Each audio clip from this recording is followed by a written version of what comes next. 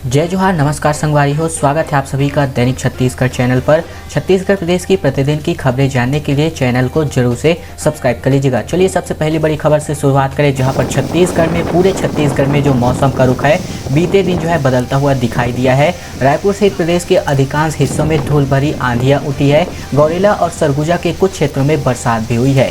बंगाल की खाड़ी से उठी तेज हवाओं के चलते यह हालात छत्तीसगढ़ में बने हैं। छत्तीसगढ़ में मौसम ने अचानक तेवर बदल दिए हैं। दोपहर बाद राजधानी रायपुर सहित उत्तर और मध्य क्षेत्र के अधिकांश हिस्सों में धूल भरी आंधियां बीते दिन दिखाई दी हैं। सरगुजा और बिलासपुर संभाग के कुछ हिस्सों में हल्की बरसात भी हो चली है। इसकी वजह से दिन के तापमान में 2 से लेकर के 4 डिग्री सेल्सियस तक जो गिरावट है वो दर्ज करी जा चुकी है। आगे मैं अगर आपको और भी अपडेट देना चाहूँ तो ये जो मौसम है 18 फरवरी तक बने रहने की संभावना जताई गई है। साथ ही साथ बलरामपुर और गौरेला में खूब यहाँ पर बरसात इस लोगों को सामना करना पड़ा है। महंगाई के विरोध में छत्तीसगढ़ में महिला कांग्रेस प्रदर्शन करने वाली है। पूरा प्रदेश स्तरीय प्रदर्शन महिला कांग्रेस करने जा रही है।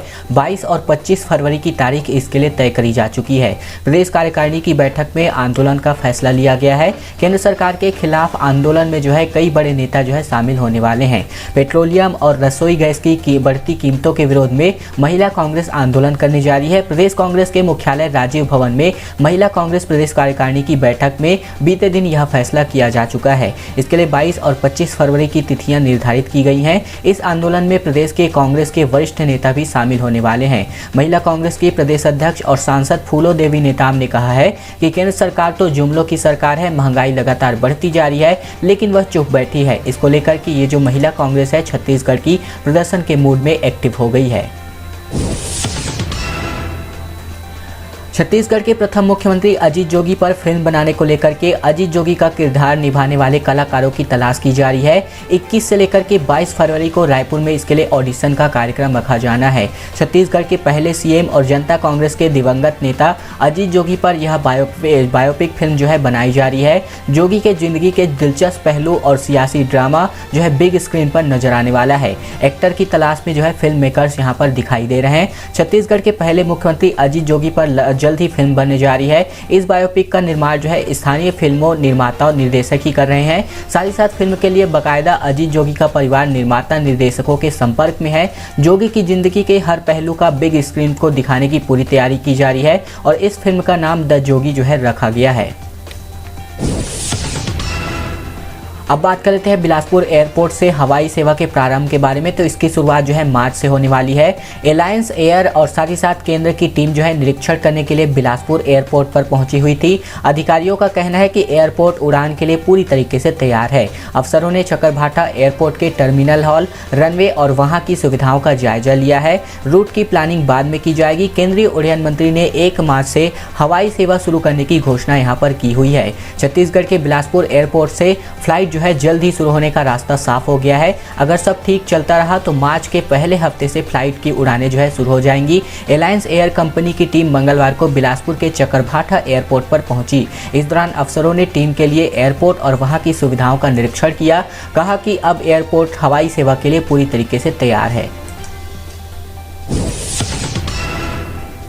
फास्टैग पर जो सख्ती का जो माहौल है वो यहाँ पर सरकार ने शुरू कर दिया है। रायपुर के पास कुमरी टोल नाका से हर रोज लगभग 30 से लेकर के 32,000 गाड़ियाँ गुजरती हैं। इनमें से 9 से 10,000 को दोगुना टोल टैक्स पटाना पड़ा है, क्योंकि इनके पास फास्टैग नहीं था और फास्टैग को 15 फरवरी से अनिवार्य कर दिया गया है। आधी रात से टोल के लिए अनिवार्य जो फास्टैग है किया जा चुका है 15 फरवरी की। रिचार्ज नहीं होने की वजह से यहाँ पर देरी हुई है और लंबा जाम दिखाई दिया है। इसके अलावा मैं आपको बताऊँ तो राष्ट्रीय राजमार्गों के टोल नाकों पर फास्टैग की सख्ती शुरू हो गई है। नागपुर हाईवे पर स्थित कुमरी टोल नाका की अगर मैं अकेले इस टोल नाका की बात करूं तो यहां का प्रवेश द्वार भी है और भिलाई और रायपुर के बीच इस टोल नाके से हर रोज औसतन 30 से लेकर के 32,000 गाड़ियां गुजरती हैं। आधी रात के बाद यहां तकरीबन 30% यानी कि 9 से लेकर के 10,000 गाड़ियों को फास्टैग नहीं होने की वजह से दोगुना टोल टैक्स पटाना पड़ा है।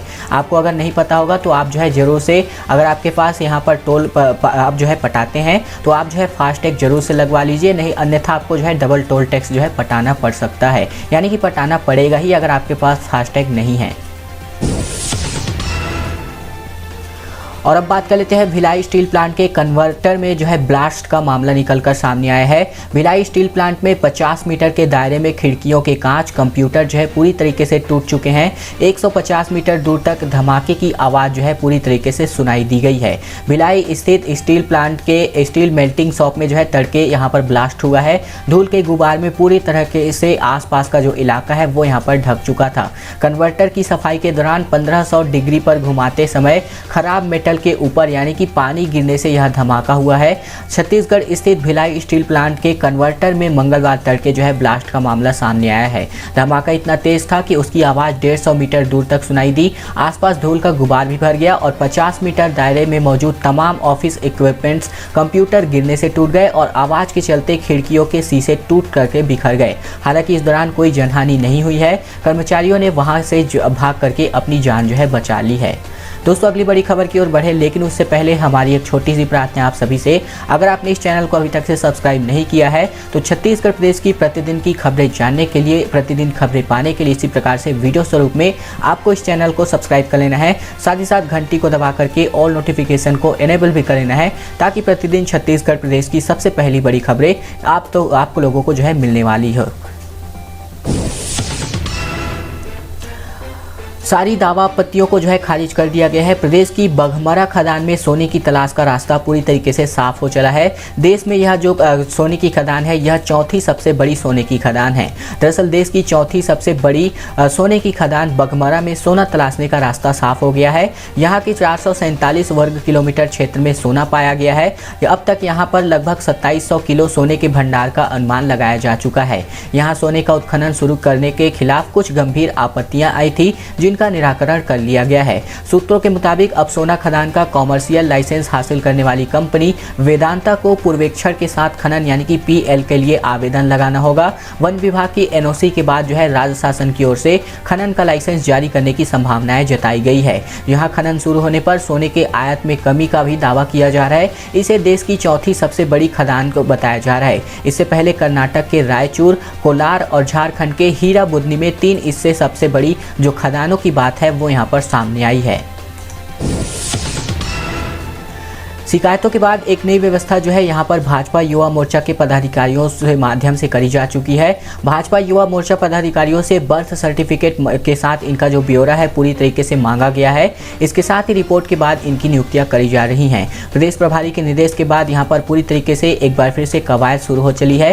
भाजपा युवा मोर्चा में 35 साल से ज़्यादा के जो पदाधिकारी हैं और दूसरे दल से आए लोगों को शामिल करने की शिकायतों के बाद अब बायोडाटा के साथ जन्म की तारीख साबित करने के लिए बर्थ सर्टिफिकेट भी मांगा जा रहा है। इसकी डिटेल रिपोर्ट जो है प्रदेश प्रभारी डी पुरेंद्रेश्वरी और सह प्रभारी व बिहार सरकार में मंत्री नितिन नवीन को दी जाएगी। इसी के आधार पर आगे की कार्यवाही की जाएगी और किसी भी तरह के विवाद को टालने के लिए फिलहाल बची हुई नियुक्तियों पर रोक जारी रहेगी। प्रदेश प्रभारियों के रायपुर प्रवास के दौरान युवा मोर्चा में नियुक्तियों के संबंध में वरिष्ठ नेताओं से लेकर के कार्यकर्ताओं ने भी शिकायत दर्ज कराई है। इनमें से 35 साल से ज्यादा उम्र के करीब आधा दर्जन पदाधिकारियों को लेने के अलावा दूसरे दल से आए कार्यकर्ता व निचले स्तर पर भी काम नहीं करने वाले लोगों को कार्यकर्ता को प्रदेश की टीम में लेने की आपत्तियां शामिल है। इस पर प्रदेश प्रभारी ने युवा मोर्चा अध्यक्ष अमित साहू से रिपोर्ट मांगी हुई है।